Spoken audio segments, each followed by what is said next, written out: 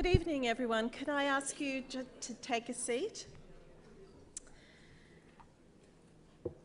Good evening, everyone. My name's Patricia Davidson. I'm the newly appointed 4th Dean of the Johns Hopkins School of Nursing. And on behalf of the university and my fellow presenters, it's my great pleasure to welcome you to tonight's conversation. I'm thrilled to be in San Diego and pleased to meet this diverse and distinguished audience, including former Hopkins President and the Irwin Jacobs Presidential Chair at the Salk Institute, Bill Brody, and his wife, Wendy.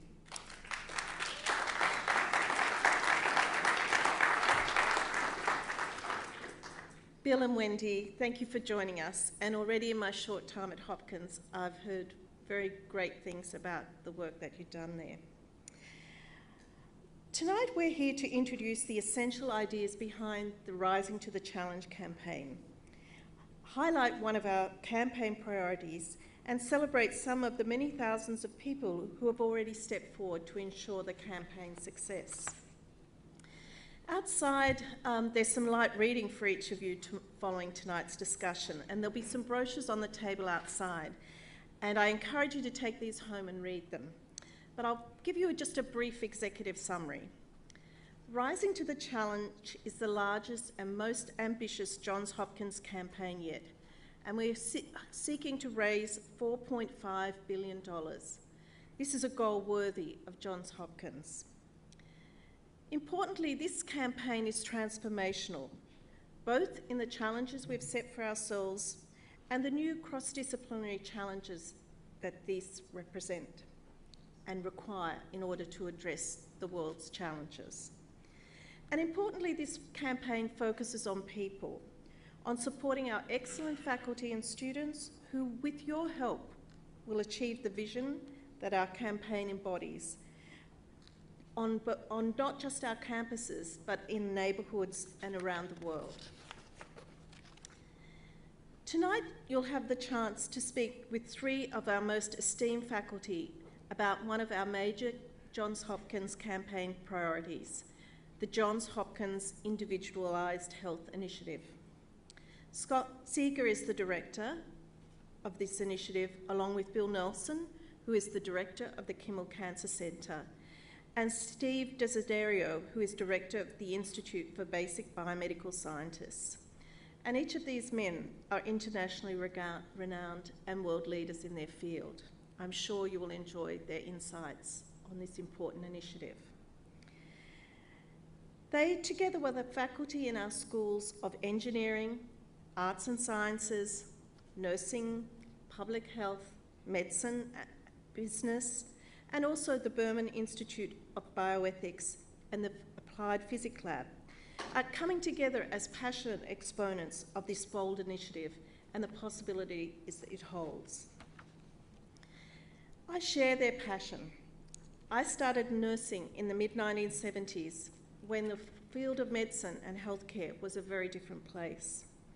It's amazing to think how far we've come and also how far I've come across the world. Back then, cloning took place only in science fiction novels, and the human genome was a mystery yet to be unravelled. Today, as you're about to discover, we're developing an exciting new model of healthcare based on optimising vast amount of medical data, including the human genome, in service to the individual patient. Many current therapeutic approaches use a blunt way of approaching healthcare. Individualised medicine will allow us to tailor and target treatments to get the best response for each patient.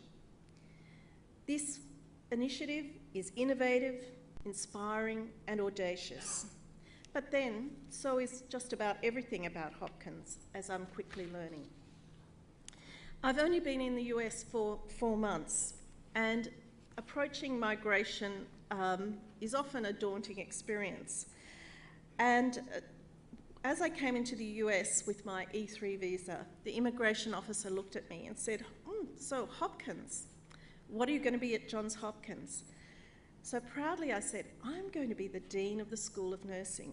He just looked at me and said, so you are going to be the boss of all the nurses? And I said, I thought, oh, well, that's pretty good. But his comment was an exaggeration, of course, and it doesn't really reflect my goals or the collegiality and collaboration of nursing today. But it does show the respect given all around the world for the Hopkins name. And certainly, I think one of the greatest contributions that I will have made for nursing in Australia is to be the Dean of the Johns Hopkins School of Nursing. Certainly, once my appointment was announced, I soon found many new friends who were anxious to be partnered with me on this new stage of my career. But from its beginning, Johns Hopkins has been remarkably skillful in knitting together the different disciplines and bodies of knowledge that is needed to find innovative solutions to the most complex problems. As all of you here can appreciate, there are a few key ingredients that can allow such innovations to take flight. The first and most important, which this initiative represents, is focusing on brilliant and committed people. Second, the ideas they develop and test in collaboration with each other across disciplines. And thirdly, and this is where you come in, is the funding of these ideas, particularly the most original, the most exciting, the most audacious. Philanthropy has the power to reshape the way universities do business. It allows students, faculty, and clinicians to tackle the most demanding challenges. It inspires the risk-taking discovery of researchers and educators, and it supports them to translate these discoveries into actions. Simply put, philanthropy and your generosity can change the state of play. Here's an example. As you may have heard earlier this month, Ludwig Cancer Research made an exciting new $90 million gift to the Ludwig Centre within the Johns Hopkins Kimmel Cancer Centre. This gift has provided an endowment that will help support the joint work of the Hopkins Individualized Health Initiative and our Ludwig Centre in the areas of training physicians to use existing data more effectively, and of improving a new circulating tumour DNA test that may eliminate the need for higher risk cancer screening methods. That's going to change the state of play, and you'll hear a lot more about this from our panellists in a few minutes. To all of you here with us in San Diego, and to those of you joining the conversation online, please share your thoughts and perspectives on this exciting topic, and be sure to ask tough questions. And I hope my panellists will forgive me for suggesting that. By offering your feedback and ideas, and with your continued advocacy and commitment, you will help the people of Johns Hopkins meet the challenges that affect us, not just here in the United States, but throughout the world. Now, before I ask my colleagues to take the stage, let's take a look at the challenge and promise of ushering in a new model of medical care.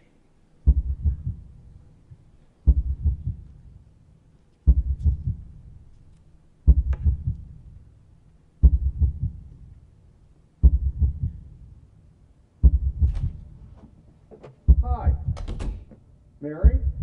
How are you feeling today? Dr. Strong.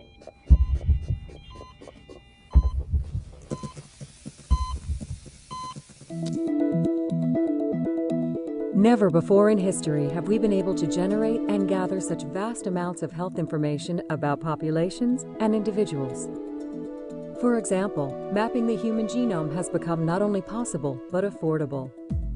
And individuals' genetic and epigenetic information is already being used to determine the course of certain medical treatments, like with breast cancer. And just breathe normally. I'm going to listen to your heart. At the same time, we now have the computing power to store, organize, and retrieve the vast amounts of data that will accompany the inevitable increase in genetic testing. A necessary tool, given that just one human chromosome is about 260 million base pairs long. In other arenas, operating rooms are becoming more wired to incorporate information technologies, while engineers are developing patient-specific computational models to inform the best clinical outcomes. However, in many ways, the American healthcare system is not operating as efficiently as it should. With health expenditures now surpassing $2.5 trillion annually, the U.S. spends more than double on medical expenses than any other peer nation. Yet some rankings place us at 38th in terms of life expectancy. And while electronic medical records are becoming more detailed, the system remains fragmented. Valuable patient information is not communicated across providers. Opportunities to compare and benefit from other similar medical cases are missed, and poor use of health information contributes to expensive end-stage treatments rather than promoting prevention and healthy choices up front. Can we become more efficient by mining the resource of people's specific traits like family and environmental factors to not only tailor their health care but also benefit other patients facing similar circumstances? What will we do to prepare for the flood of genetic information? How can clinical practice best keep up with research developments? And can we eliminate costly, painful tests that will add little to improve medical decisions? Through the Johns Hopkins Individualized Health Initiative, which draws upon our distinctive history as a medical, research, and learning institution, we will harness our expertise in patient care, population health, bioethics, and big data science to not only use information to personalize treatment for sick patients, but create new screening protocols for early diagnosis and prevention. And by developing new technological tools and information sharing strategies to maximize the use of health data, we will increase the efficacy of care and empower people with the knowledge to promote their own well-being. And in the process, we will quite simply revolutionize the U.S. healthcare system as we know it.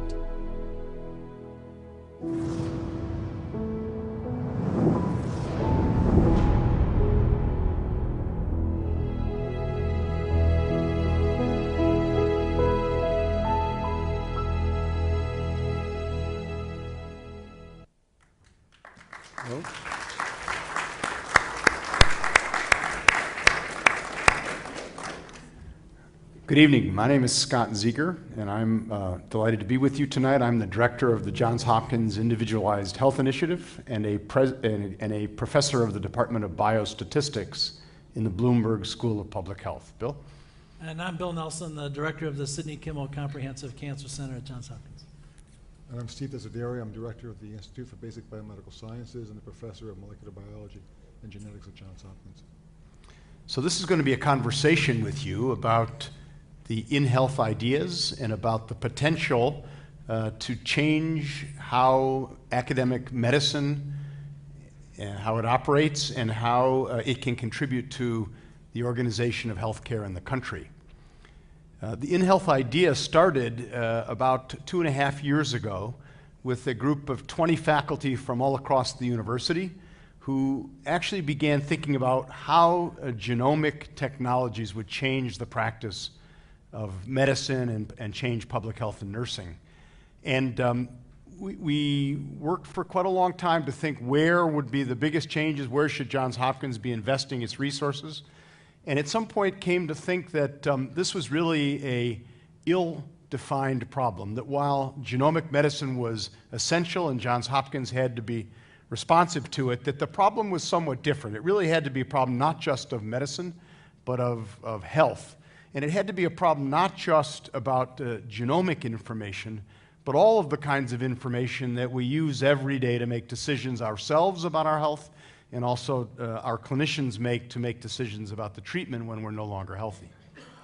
And so this individualized health project is created as something broader than just personalized medicine, but is inclusive of personalized medicine.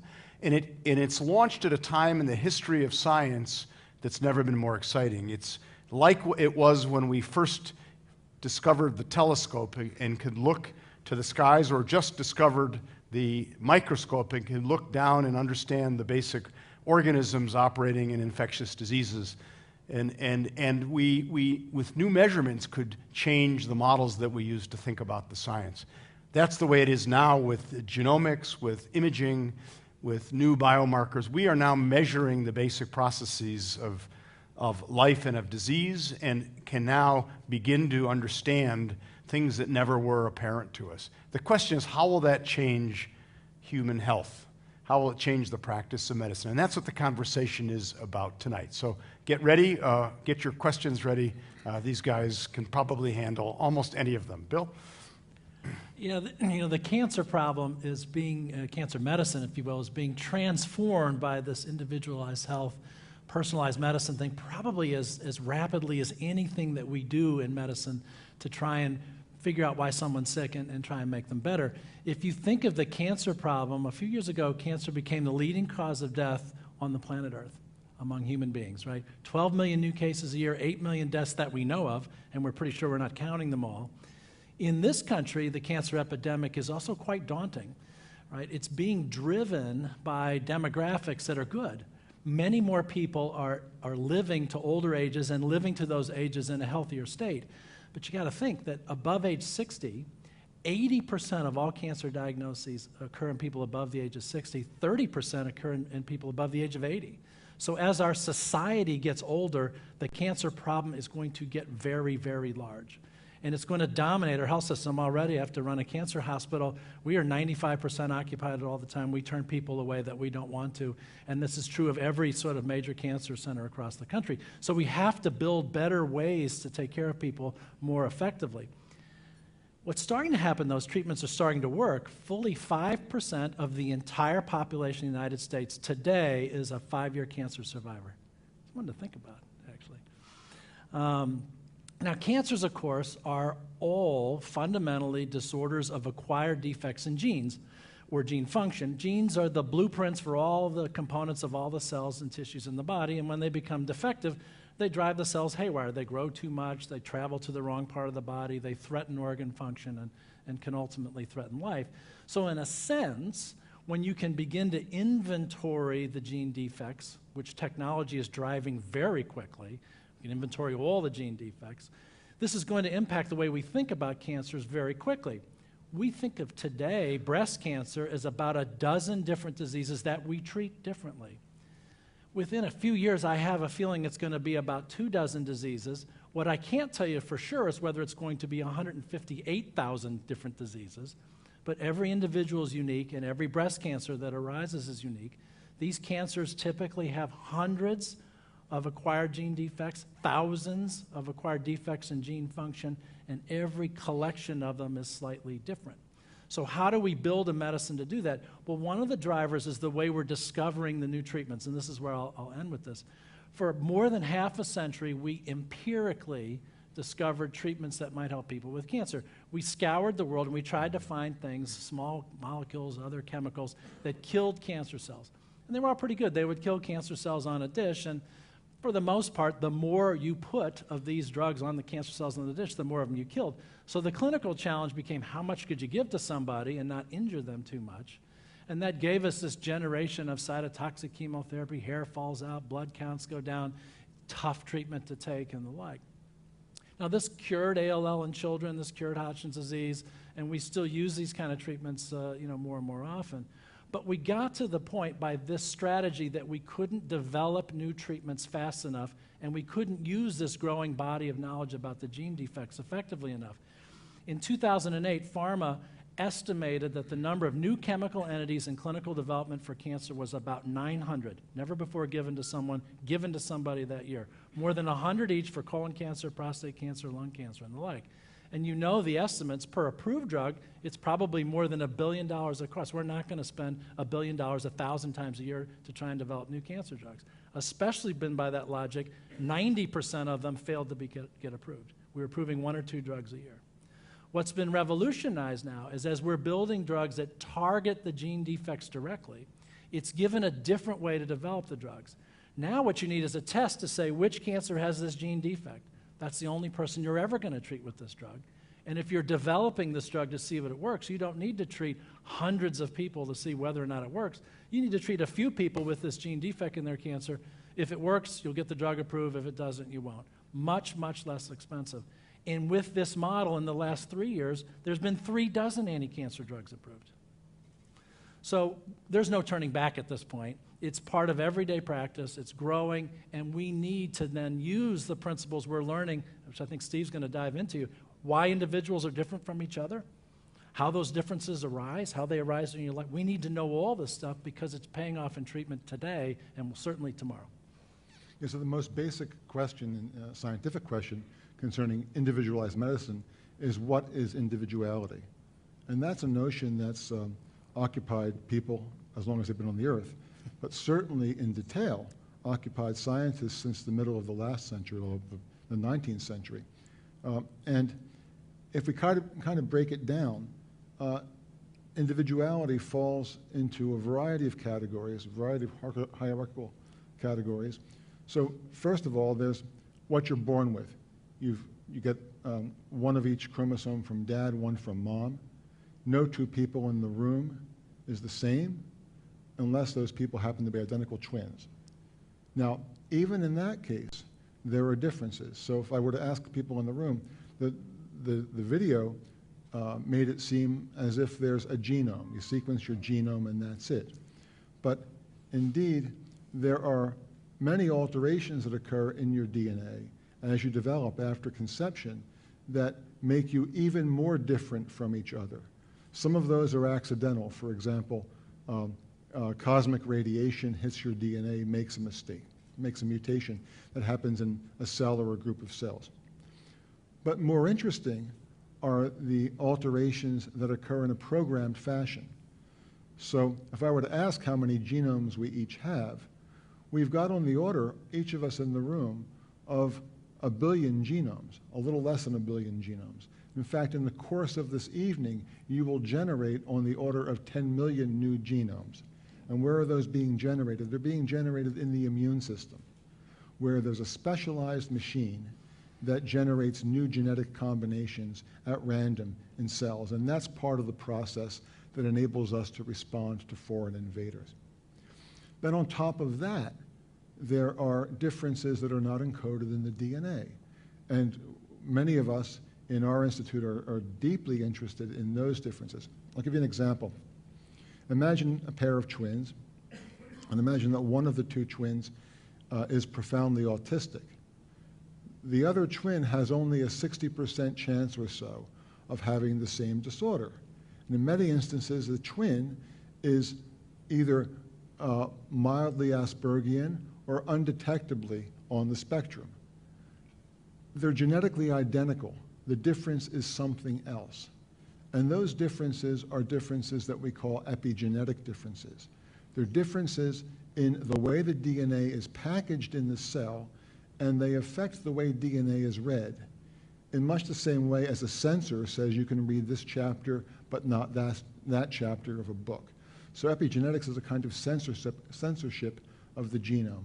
So we have now differences that we inherit from dad and mom. We have differences in the genome that are acquired either in a programmed fashion or through accident.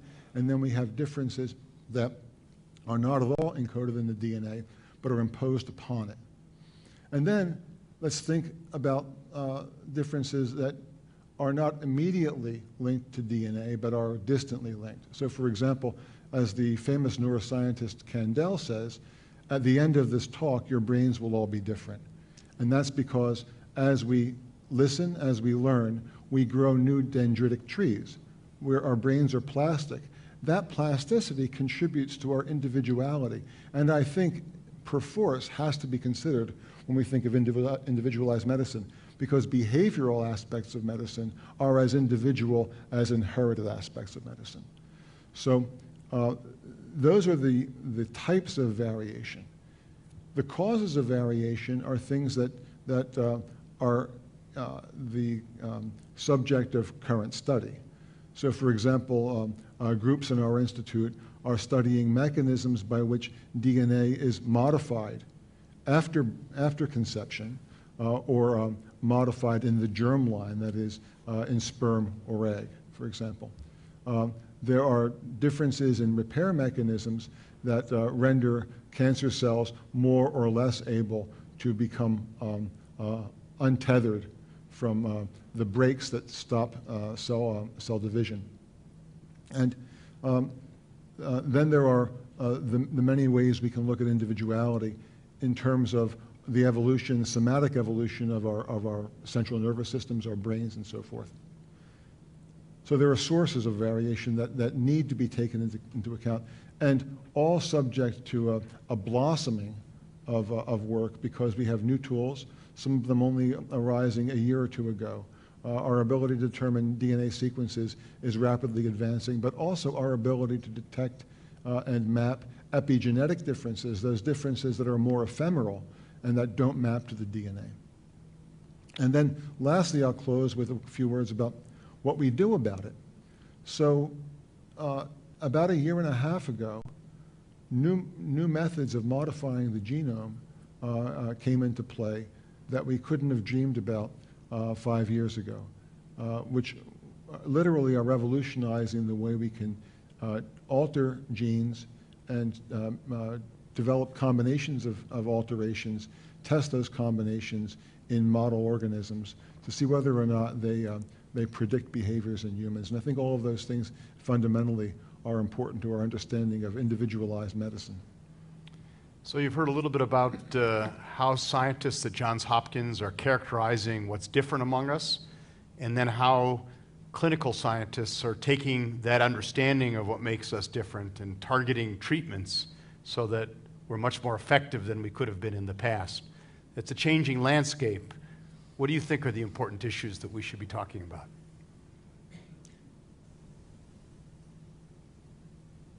Yes. If you just wait 1 second, we're going to bring you a microphone, because there's people in Thailand and around the world listening to this. Let me just see if there's a question from Thailand here. See who's calling us. The tragedy in funding in this country is that we're looking at the old system. It's an intervention system. And that funding is dependent on an industrially driven Congress and representative government. I don't mean to be demeaning, but that's the nature of how things are set. Here we're looking at tomorrow. How does tomorrow interface with our political construct that we have today? Yeah, that's a great question. Let me take a quick pass, and if you want to jump in. I can say something too. No, not pass in terms of not answering it, but so it's true that healthcare is delivered within the context of a society and with its political system, but just let me focus in on Johns Hopkins for a second. So historically, Johns Hopkins built its reputation with tertiary and quaternary care, the most complicated cases. But today, 30% of Johns Hopkins business is capitated care. We provide care for people who we get a fixed amount of money to provide that care, and it isn't that we just do more and get paid more. It's not like that. As we look ahead for the next 5 years, that's going to become half of our business and then more. So that changes all of the equations. If you're being paid a fixed amount for each person, the goal then is to keep that person healthy, to detect disease early when it's less expensive to treat it, and to stay away from these combinations of chronic diseases that cause so much pain and suffering, and also so much money to treat. So even at Johns Hopkins today, which has the tradition of specializing in the kind of care you were describing, things are changing very rapidly. And out here in California, where there's so much more capitated care, things have already changed. So it's a changing system. Even within the American healthcare system, the old model won't survive. So I was going to make a comment on the way the federal government supports research and development, principally through academic centers. The National Institutes of Health and probably the Department of Defense are definitely, by sheer quantity, by far the biggest funder of this kind of research in the country. They have been a little bit choked off in the growth of that. They haven't kept pace with biomedical inflation, and our universities are really struggling across the country generally. At Johns Hopkins, we're lucky because those funds are distributed in a competitive way, and we have the best people, I have to tell you, so we do pretty well to get it. We really do, actually. You can even measure it. But one of the things that we're learning as we're developing at an ever faster pace the knowledge of which genome and epigenome defects occur in cancer cells, and we can build treatments for them. The bureaucratic encumbrance of just running a National Institutes of Health, which is you were alluding to, doesn't even matter which party is in control of the administration. They're looking like they're becoming just a little bit too slow to really take very rapid advantage of something. So can we go off the record here for a minute? It doesn't go matter. ahead. I'll say it. One of the biggest things that's happened in cancer medicine in the last year, I was just chatting with Ivor Royston, who's in the audience, about this, is these deployment of a new kind of immunotherapy, really allowing the immune system to recognize and kill cancer cells. One drug already approved, another one coming probably at the end of this fourth quarter of this year. The second one coming at Johns Hopkins, we were the dominant contributor to the thinking and the clinical development and the like. If you look at that program at our place, 5% of the cost of doing everything that we did was supplied by the National Institutes of Health, only 5%. The rest of it came from philanthropic investments. People who were impatient, they said, look, this is exciting. How can I make a difference? You need to go faster than to apply for a grant, wait for it to get reviewed and come back. We need to move quicker. And it's been the impatience of people who can make investments that it's starting to be even a bigger positive force on our business, I think. So. You know, I think that our ability to actually do cutting-edge work is, I wouldn't say hindered by that philosophy, but it's not aided by that philosophy. So that if you have a really new idea, when times are tough and the NIH budget is shrinking, not just in current dollars, but in real dollars, it shrank 5 to 6% in the sequester. Part of that's been restored, but only a portion of that's been restored. But in those times, the people who judge grants, study sections, are extraordinarily cautious, as is the government. They're very fair. I don't want to be... I mean, fair. Very fair. Just cautious. Very fair and cautious. And as a former study section member, at another difficult time, very fair, very cautious. But it makes it very difficult for us to do work that is imaginative, for which we don't have a lot of preliminary data. And that's maybe safe in times like these, but it's not conducive to discovery. Who's got a question? I see one back there, yeah. Given the very importance of private support in what you're about to do, how do you develop an integrated medical informatics system on which the data about all of our private individual health histories is available to anybody who we think it should be available to, I presume, without also at the same time generating a need for a central payer system to fund that whole thing? That's a very insightful question. Great question. I have a thought. I think if you see how some of the health systems, academic medical schools and hospitals, or medical centers, are becoming academic medical systems. At Johns Hopkins, I think we have 6 hospital campuses, 42 primary care treatment sites. We're deployed all over the world, and so we need a system of information management so that it's interoperable across all those sites, because people might show up at one place or another. So there's a drive to do that and do that better. It's not going fast enough, and you heard a little bit about how we could do better, especially when we can collect that information and use it to begin to individualize health decisions. But I think what you're seeing is that there's some competition and some incentive to deliver the highest value care, right? The best care at the lowest cost, which often means a person who needs a treatment. I'm trying to pick any example. Prostate cancer is one we've done a lot of thinking about. Prostate cancer is a disease that's actually amazingly common. If you look at autopsies, probably more than half the men in this country ultimately sprout a cancer of the prostate. Only about 1 in 50 ever die from the disease. And so if you look at the so-called screening controversy for prostate cancer, it's not a controversy in one thing. We screen it, we find it. The issue is that how many of those cancers are cancers that men are going to die with rather than of.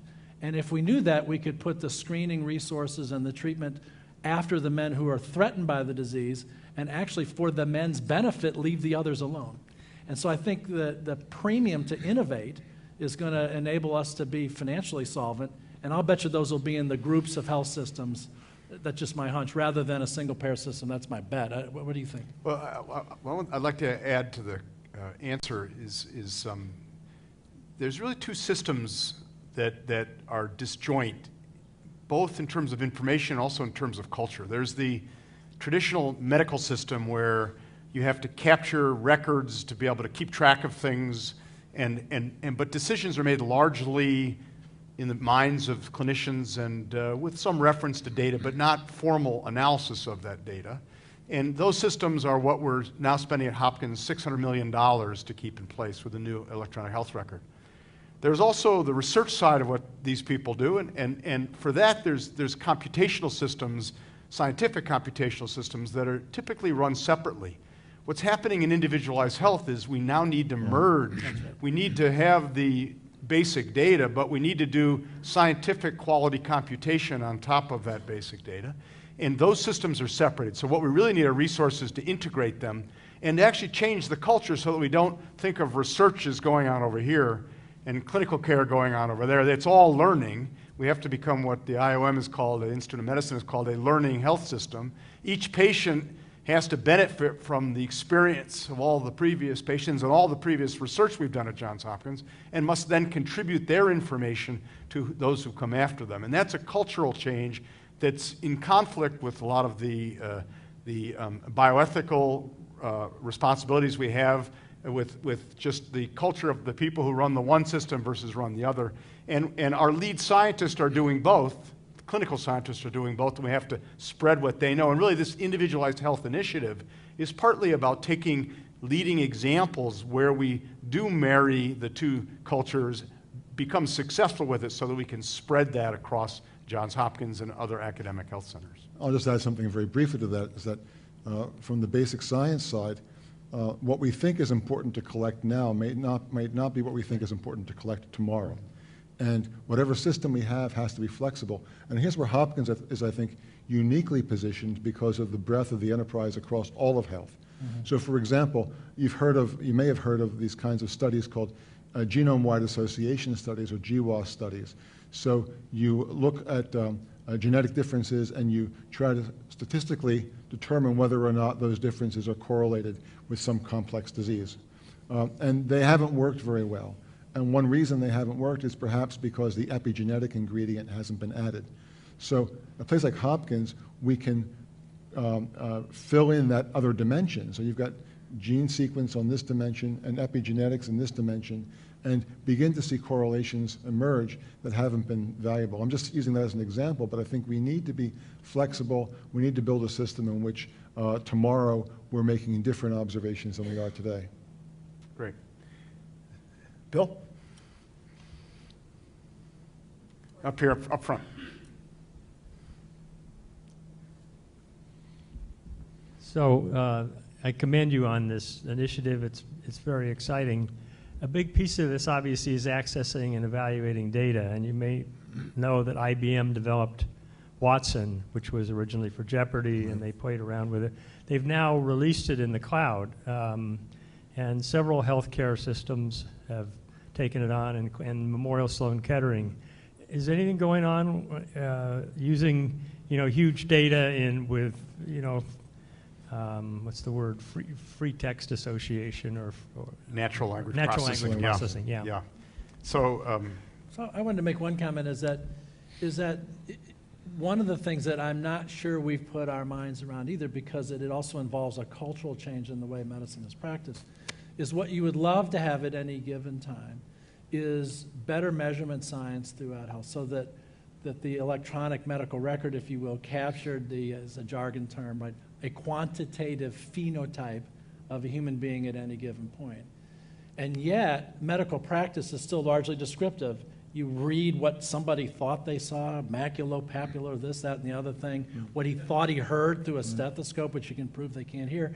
And so at what point are we going to take advantage of this tremendous expansion in engineering capabilities and the like, and really have that kind of data, which we will be able to approach in a different way than worrying about free text, that's my hunch at least, when our measurement science gets better. And a lot of that's going to arise out of what do we want to measure, right, that's going to be a biologic discovery side.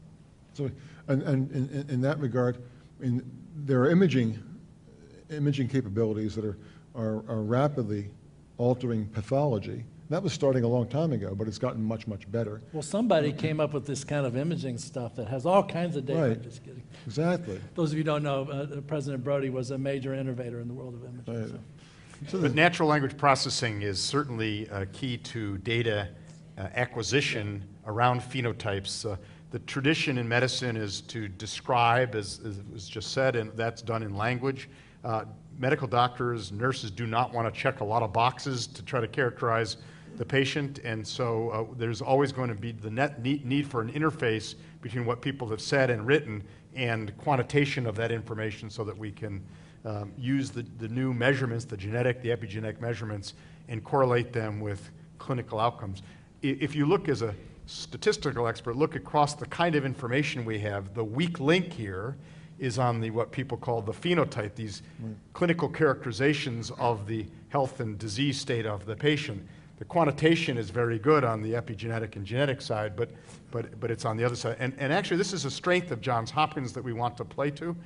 We think that the quality of phenotyping by our doctors is as good as anywhere in the world, and it's something that we need to build upon, and so natural language processing will be a part of that solution. The other thing just to add is Johns Hopkins, you'll get the same story out of each of us.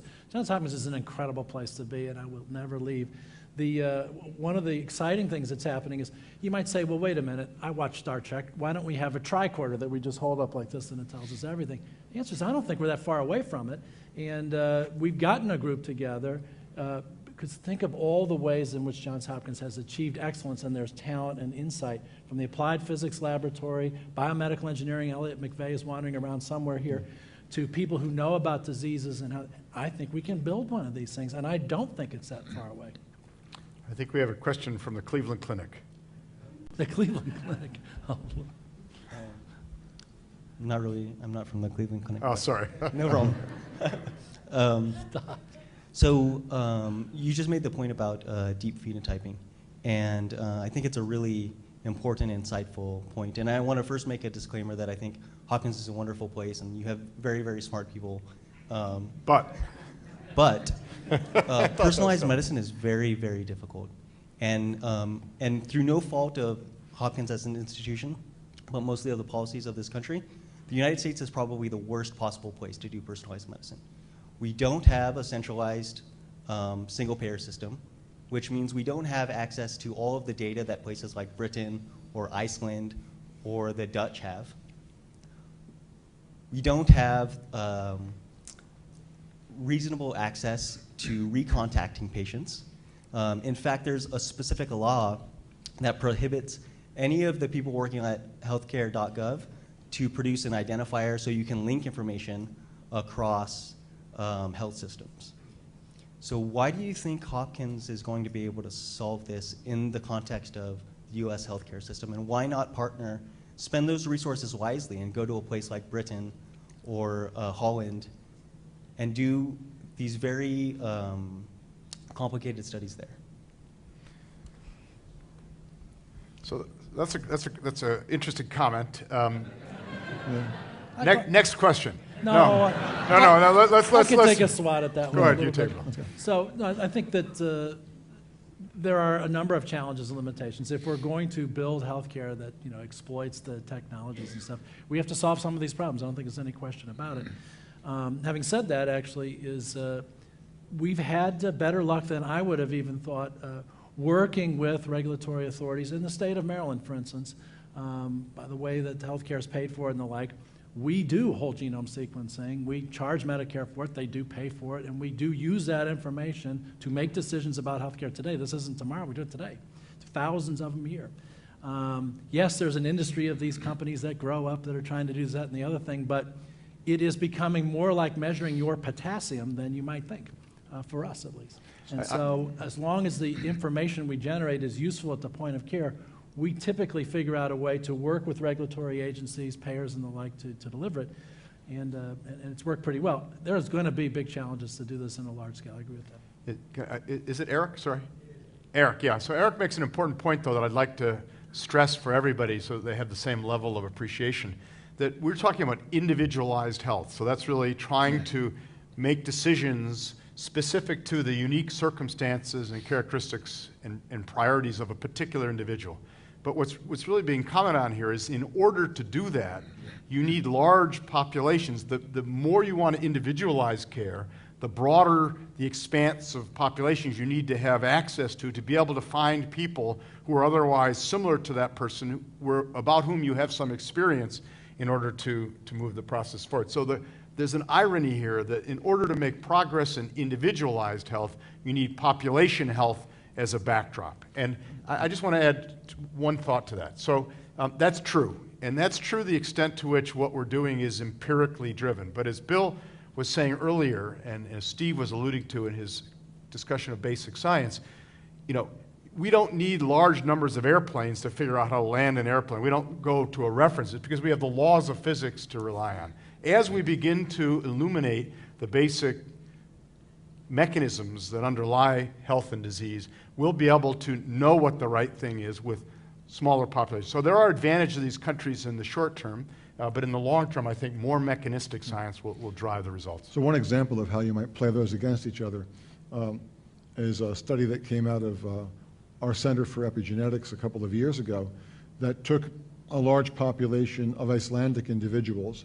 So these are very well-kept health records in a highly homogeneous population, and devised a way to correlate epigenetic alterations and alterations in differences in BMI, in body mass index. And so I stress that because they went outside and looked at that homogeneous population, but the measurement was not a clinical phenotype. The measurement was something that was much easier to normalize. If you go to the National Health Service, and I had the pleasure of doing neurology in the National Health Service many years ago, you find that the same challenges of phenotypic analysis arise there as they do in any other place. So the records are better.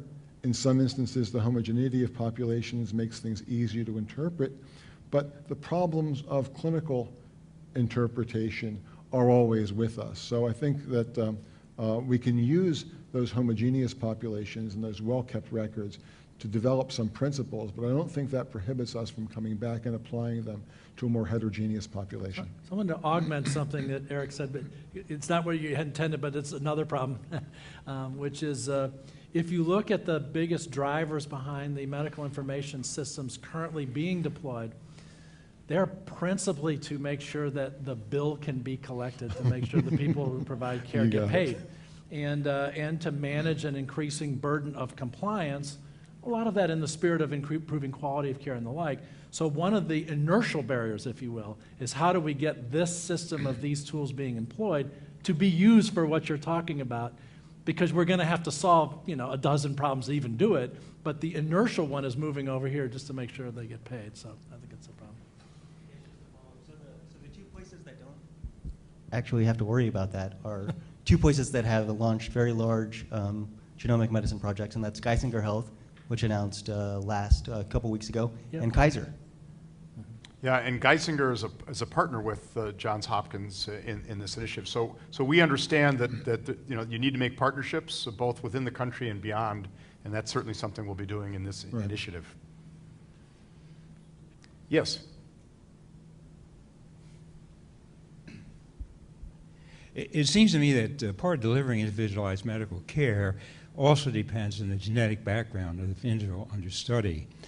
And so my question is, when in our lifetime and under what circumstances should each of us have the full genetic analysis to see what we have now and what's in store for us, so that intervention may occur in a preventive way rather than wait for disease to come and wreak its ravages and get to advanced state. And so what do you think that will be in terms of our lifetime? The second thing, sort of a corollary, is, of course, once you find a gene abnormality, what is the state and the future of gene therapy, which, of course, would be the therapy in many cases that's at hand? So I'll address the gene therapy part first. So the first part of the question is difficult to answer because it depends on what one's looking for. So in the future, one can imagine doing a genotype as early as possible. Presently, one can imagine doing panels of genetic analyses for the more common innate or inborn disorders. But with respect to gene therapy, for a long time, it had a really nasty sense about it. And part of that was a consequence of the fact that it was successful, but in a scary way. So there were two things happened. One was there was an ill-fated experiment at another institution in which a virus called adenovirus was introduced at a very high dose in an individual who was not cleared for the study. And the individual died of an inflammatory outbreak in the liver. The other thing that happened is it was actually a quite successful story, which is that children with the so-called bubble boy disease, there's a very severe deficiency of the immune system, were cured by replacing their cells with the defective gene. When that was done, a number of the patients, after undergoing gene replacement, survived and did well, but some died of cancer.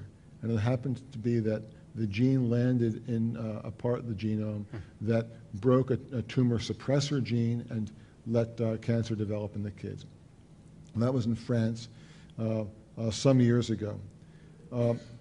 But since then, we've had some spectacular successes experimentally, and there has been sort of modification of the way one does things so that one might be able to introduce therapeutic DNA without those off-target effects.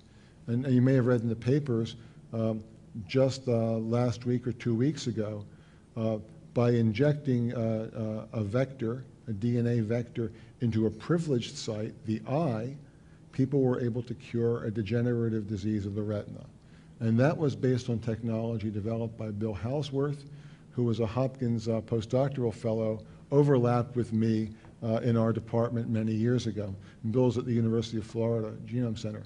So I think that's going to be in the future. And the last thing I'll say is that brand new technologies that we're just beginning to use in the lab, I think Bill is as well, and a number of us are going to refine the way we modify genes so that we can do it safely. I think the first attempts are going to continue to be in sites like the eye, where the DNA doesn't spread elsewhere, and in the blood system, that is the immune system and other components of the blood, where we can take the patient's cells, modify them, and give them back. The next thing I think is going to be on the horizon is so-called induced stem cells. So you can take a skin cell from a patient, figure out what the genome is in the patient, cure the genetic defect, and make that cell turn into a stem cell, and then differentiate that stem cell into whatever component, whatever tissue you want to differentiate it into. And that can be done in a variety of dimensions already right now. And a lot of that's being done at Hopkins. So I think the future is very bright.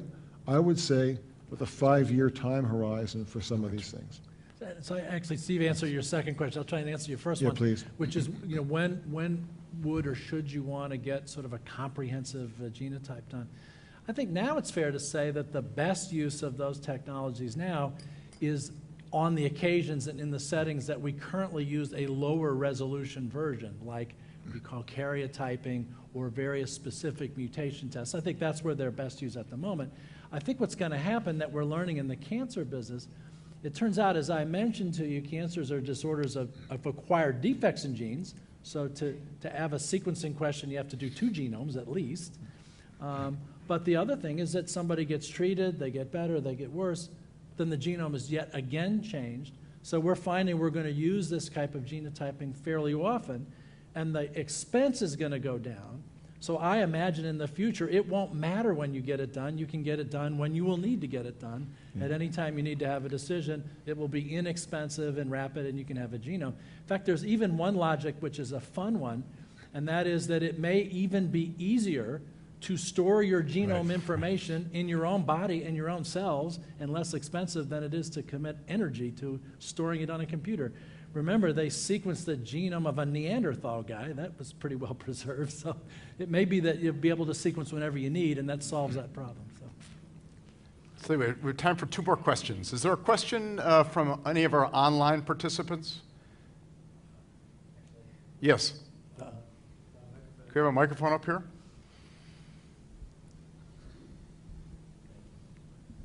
We had a question from online as to how, on a practical basis, will you interact with bioethicists to involve them in your work? So just one quick example. We talked about trying to use every patient's information to be able to inform how we treat the ones that come later. In the current Johns Hopkins consenting system, we're not allowed to do that, actually. In order to do that, we would have to, if we wanted to publish these research or actually do research with this, we would have to consent every person in a way that we don't currently do. So there are other health systems that have moved further ahead here. And there is a bright line now. It's actually, there's a certain irony that's developed. If you want to learn how to take care of patients better for the purpose just of treating them, but you don't want to tell anybody about it by publishing a paper, you don't need that consent. But if you'd like to, maybe you do it and your patients, you'd like to tell somebody at another institution about it, and you want to write a paper about it, well, now it's no longer allowed. And we have one example right now where we're using head and neck cancer radiation treatment design, and where we are trying to use the historical record of people that we previously treated to try to refine the dosing, and we want to use the patients who've come before. We would have to go back and consent them to be able to use that data for a new patient. If we wanted to publish about it, if we didn't want to publish, we wouldn't have to consent them. And it's a little bit complicated as well. We're doing this project with 5 different institutions. Some of them, their IRBs are allowing them to do this, others not. So bioethicists are essential to helping us iron out some of the separation that exists between learning, discovery for patient care, and discovery for communicating to other people. We need to bring those two things together and avoid that stop. One interesting challenge that they've been very helpful with as we've started to do much more sequencing-based analyses, in the clinic for clinical use, is one thing that's bedeviled almost all the attempts to do the entire genome as a service, is that you start to find things that weren't relevant to the clinical decision you need to make. So you have a 7-year-old with leukemia, you sequence their whole genome, you find everything you need to know. But what if that person happens to be a cystic fibrosis gene carrier? Because the bioethics of that are quite complex. Obviously, he doesn't have cystic fibrosis, and he probably already has children himself, but where that information now impacts decisions that his children and grandchildren make, and you didn't ask them to do that test, if you see what I mean. So the Berman Institute has done a lot of thinking about this with us and how we manage that information responsibly. And the Berman Institute is the leader, one of the leaders in thinking this through, and they're working in the inHealth initiative with us and have been very instrumental in helping us understand the problem. Last question. Yes, I see somebody in the back there. Do you feel that this movement towards personalized medicine will cause the patient to lose some sort of interaction with their physician or their practitioner? Because if I'm going to a physician and I've had everything sequenced and they know my genetics and they say, okay, you fit this, this, and this, thank you, goodbye. Do you feel that the patients are going to lose any sort of relationship, or is there anything that you're going to miss by this? The answer is we have to be very vigilant to make sure it's true. There is an argument, and we've embraced this. We had a lot of discussions about this early on.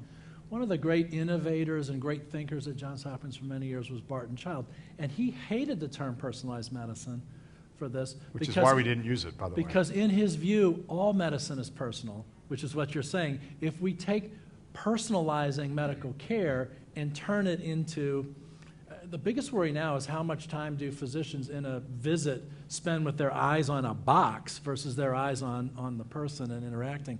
And we have to build a system that maintains that. That's the precious part of medicine.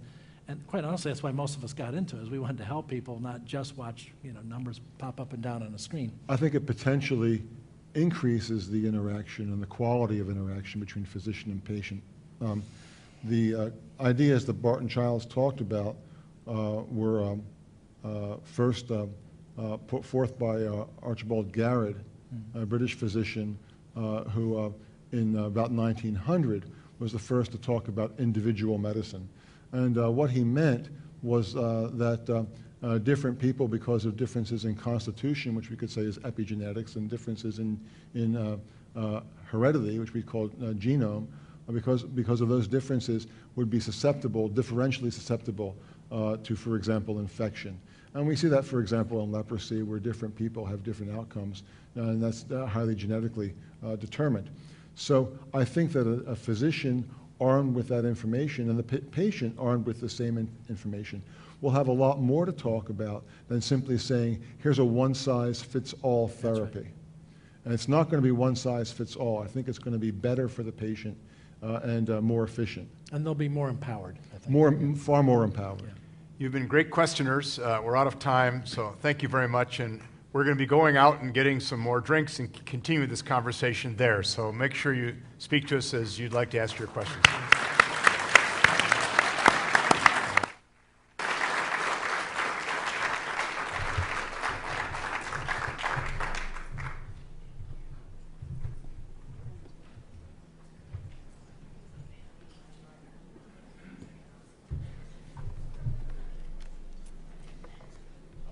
Well, thank you so much, Dr. Zeger, Nelson, and Desiderio, for those thoughtful comments. And they've presented us with some big, bold, and bright ideas, and I think given us a really strong justification for this strategic initiative at Hopkins. And also, you can tell from their energy and enthusiasm, Hopkins is exactly the right place for this initiative to take forward.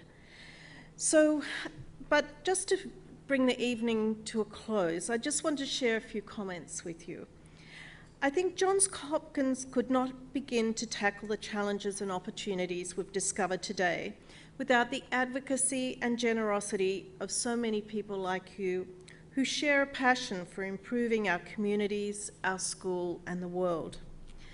Our supporters, whether alumni, parents, friends, former graduates, patients, foundations, or corporations, are with us as every mind is brightened, every discovery made, and we advance with knowledge. We are very grateful for your contribution. All of us here tonight in this room have the ability to help make the ideas we've just discussed, these big, bright, bold ideas, a reality.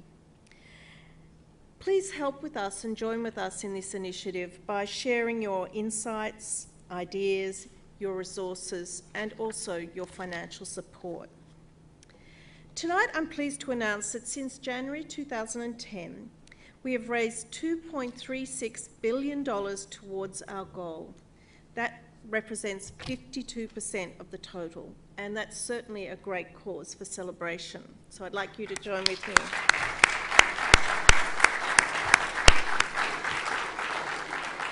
So, and many of you are part of this group of people, but together more than 168,000 people have contributed so far. This is truly an incredible number. And in this great campaign at Hopkins that we're calling Rising to the Challenge, we call these people our early risers. We're very grateful because by giving your time, talent, and your treasure, you not only help drive the important work that's been underway across Hopkins, and you've had a wonderful example of those initiatives tonight. You importantly give us and inspire us with the confidence to carry forward the new and ambitious campaign of Rising to the Challenge. And this happens on many scales. Last week, San Diego alumni, parents and friends teamed up with the Surfriders Foundation to clean up the beach along Sunset Cliffs. And they'll be back at the Oceanside Pier. And this is a great example of Johns Hopkins in action. It's a terrific program that aims to put the campaign priorities to work in the communities of which they're a part. In this case, the campaign priority is the Johns Hopkins Institute for Water, which is really seeking to improve water resource sustainability across the globe, an important consideration in ensuring the well-being of people throughout the world. And if you'd like to think a little bit more about or learn about this important local initiative, or even to pitch in and help clean up those beaches, I'd like you to talk tonight with Brian Lucas, who is president of the San Diego chapter of the Johns Hopkins Alumni Association. And he's here tonight, and please, there he is, up the back, thank you. And we're very grateful for this Hopkins in action throughout the country. So there's some other important ways you can help. Please share the exciting ideas tonight in discussion and debate with your fellow Hopkins alumni friends and networks. Use social media, look at our hashtag JHU Rising and share some of your thoughts with people throughout the world. And also, you can follow the Rising Roadshow via live streaming, as many people throughout the world have watched this event tonight, but please tune in to look at the programs in Philadelphia and, you know, as far away as London and Hong Kong. Tonight, our speakers have really provided you with just not some challenges, but some of the solutions to address those challenges. And as you all know, that the people of Johns Hopkins never retreat from a challenge. This is who we are. This is the legacy we've inherited and the legacy we must carry forward. It's truly an inspirational place to be. It's brought me across the other side of the world. And as I've said to people, if I probably stopped and thought about the challenges of moving, I probably wouldn't have done it. But the thought of actually being part of this Hopkins journey is truly inspirational to me. It is time, and it's really important that we all rise to the challenges before us that are impacting our communities, not just in our local areas, but throughout the world. And together with your support, we'll rise to the challenges of our time. So I'd like you to join with us outside and for a wonderful reception and continue the conversation. So much to the community of which we are part. How we galvanize our intellectual and moral strengths for the betterment of our community and for the betterment of ourselves stands as yet another compelling challenge that we must address.